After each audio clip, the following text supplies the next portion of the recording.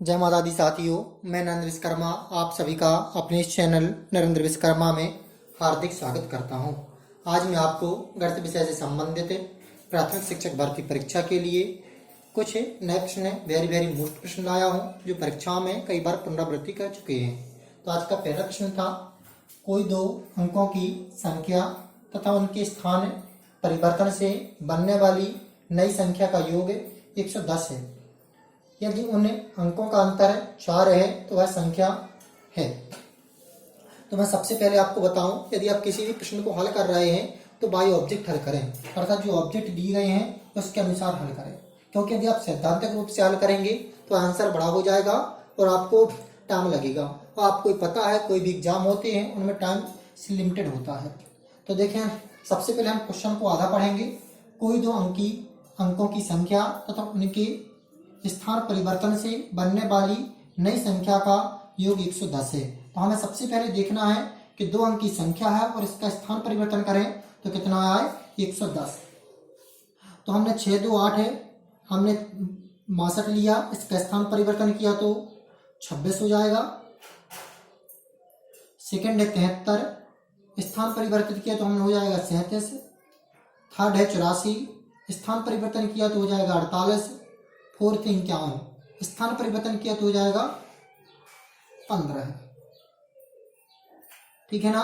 इसको ऐड किया तो 6 2 8 6 2 8, इसको ऐड किया तो 7 3 10 7 3 10 11, इसको ऐड किया तो 8 4 12 8 4 12 1 13, इसको ऐड किया तो 5 1 6 5 1 6। तो आप देखें, इसका जो योग किया तो किसमें 110 आया, मात्र संख्या इसमें योग आया, वो कौन सी है 73। और 73 के अंकों का अंतर कितना है 4, 7 में से 3 घटाएंगे तो कितना प्राप्त होगा 4 प्राप्त होगा। तो इसका करेक्ट आंसर क्या हो जाएगा आपका ना, इसका करेक्ट आंसर हो जाएगा 73। अब ऐसे हम सैद्धांतिक रूप से हल करेंगे। तो सैद्धांतिक रूप से हल क्या हुआ, कोई दो अंकों की संख्या है, तो माना इकाई का अंक y और दहाई का अंक x है। इकाई का अंक क्या है y, दहाई का अंक x है। ठीक है ना। तब संख्या क्या होगी, संख्या होगी 10 गुणे 10 कहां से आए, क्योंकि दहाई में हम 10 का गुणा करते, दो अंक की होती है संख्या। तो 10 गुणे x प्लस y, तो संख्या क्या बनी 10x प्लस y। अब संख्या क्वेश्चन क्या कह रहा है, यदि इनको टोटल कर दें तो कितना होता है 110 संख्या को परिवर्तित करने पर। तो 10x प्लस y प्लस संख्या परिवर्तित करेंगे, अर्थात x के स्थान पर y और y के स्थान पर x, तो 10y प्लस x बराबर कितना होता है 110। देखिए इनका टोटल करेंगे तो 11x धन 11y बराबर 110। 11 कॉमन मिल जाएगा तो x प्लस y बराबर 110 कट जाएगा, तो x प्लस y बराबर आपका प्राप्त हो जाएगा कितना 10। तो ax प्लस y बराबर कितना मान होगा 10। अब सेकंड बार देखेंगे। अब क्या कह रहा है, कह रहा है यदि उन अंकों का अंतर 4 है, अर्थात इनको जो अंक है इनका अंतर कितना है 4, अर्थात x माइनस वाई बराबर 4। अब इस समीकरण 1 हो जाएगा, इस समीकरण 2 हो जाएगा। तो समीकरण 1 को 2 से घटा देंगे तो यहाँ पर माइनस, यहाँ पर प्लस, यहाँ पर माइनस, ये घट जाएगा, यहाँ पर 2y हो जाएगा, यहाँ पर आ जाएगा आपका 6, 2 3 6। तो ये y का मान कितना प्राप्त होगा हमें 3। अब हम समीकरण 1 में जो मानेंगे x प्लस वाई बराबर 10 को, तो इसमें से मान धर देंगे। तो मान जब धरेंगे तो क्या प्राप्त होगा,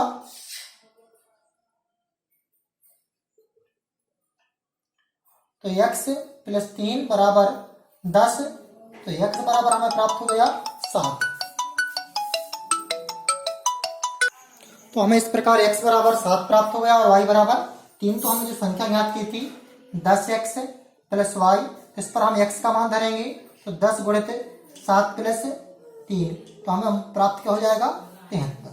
तो इसका आंसर हम सैद्धांतिक रूप से भी निकाल चुके और हमने 2 मिनट में भी इसका आंसर प्राप्त कर दिया था कि आप किस प्रकार किसी भी सवाल को 2 मिनट में हल कर सकते हैं।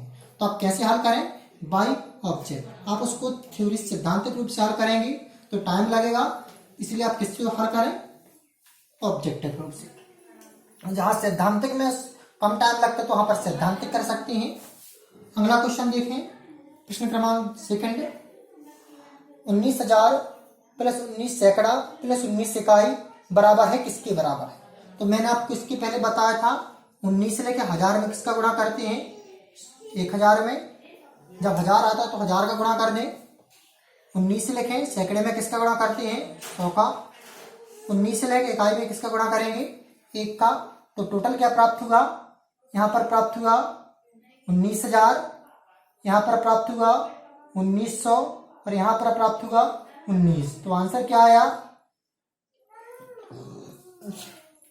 यहाँ पर 19 आएगा, यहाँ पर 9, 9 1 10 1 1 2, तो 20,919। देखिए 20,919 कहाँ है, तो 20,919 आपका ये है, तो ये आपका क्या हो जाएगा, करेक्ट आंसर हो जाएगा। तो इस प्रकार आप हल कर देंगे।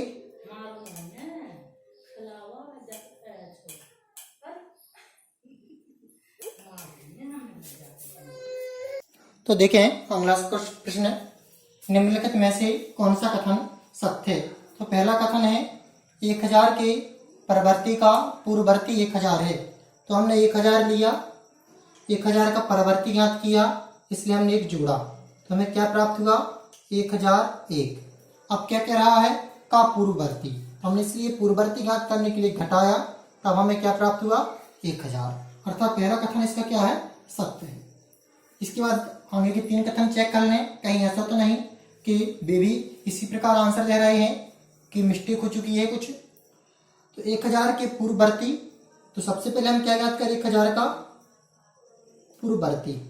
तो 1000 का पूर्ववर्ती ज्ञात करने के लिए घटाया, तो क्या प्राप्त हुआ, 999 का पूर्ववर्ती, इसलिए फिर हम घटा देंगे क्योंकि पूर्ववर्ती का पूर्ववर्ती कह रहा है, तो हमें 998 प्राप्त होगा।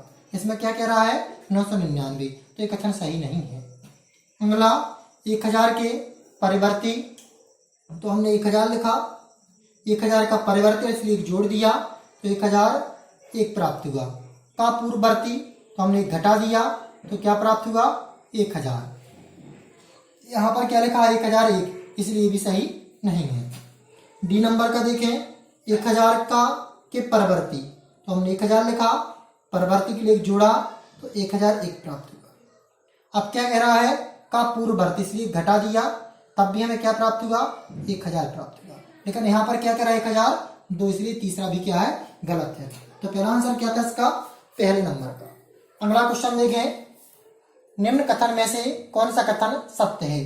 पहला कथन देखें, 3 विषम संख्याओं का योग, संख्याओं का गुणन एक सम संख्या है। हमने 3 विषम संख्या ली, 1 2 3, हमने इसका गुणा किया, 3 दूनी 6, 6 का 6, यहाँ तो कथन बिल्कुल सही बैठा।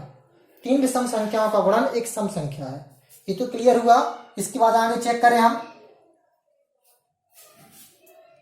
लेकिन आप क्या देख रहे हैं इसमें, यदि आप अच्छे से देखते होंगे तो जरूर आपने इसमें नोटिस किया होगा कि 2 विषम संख्या सम संख्या नहीं है, तो सम संख्या है। लेकिन यहाँ पर पूछा क्या गया, विषम संख्या तीनों, तो यहाँ पर 1 3 और 5 होगा। तो इसका जब हम गुणा करेंगे तो क्या प्राप्त होगा, 5 3 15। तो क्या 15 सम संख्या है, नहीं है। 15 कैसी संख्या है, विषम संख्या है, इसलिए पहला कथन क्या हो जाएगा, गलत हो जाएगा। अब देखिए अगला कथन, एक सम संख्या और एक विषम संख्या का अंतर एक सम संख्या होता है। तो हमने एक सम संख्या ली 4 और एक विषम संख्या ली हमने 3, और इसको घटाया तो क्या प्राप्त हुआ, 1। लेकिन और एक क्या है, विषम है। तो क्या कह रहा क्वेश्चन, एक सम संख्या और एक विषम संख्या, सम हमने ली 4, विषम ली 3, अंतर एक सम संख्या, तो अंतर क्या प्राप्त हुआ, 1। क्या ये सम है, नहीं विषम है, तो ये कथन भी क्या होगा इसका, गलत। अब देखिए अगला, 2 विषम संख्या, तो हमने एक विषम संख्या ली 1 और दूसरी विषम संख्या ली 3। अब क्या कह रहा आगे, और सम संख्या का योगफल, तो हमने एक सम लिया 2, सब एक सम होता है, तो हमने इसका टोटल किया, तो 3 2 5 1 6। तो इस प्रकार तो ऐड किया तो पहला कथन तो सिद्ध हो गया। लेकिन इसके अलावा हम दूसरी से हल करके देखें कहीं ऐसा तो नहीं कि इसके लिए सत्य हो रहा है अदर के लिए असत्य हो। फिर क्या हमने 2 विषम ली, तो हमने विषम ली 5 और दूसरी 7, और क्या कर एक हमने सम ले ली 6, तो 7 5 12 और 6 18। यहाँ पर भी हमें सत्य प्राप्त हुआ कि एक सम ही आता है।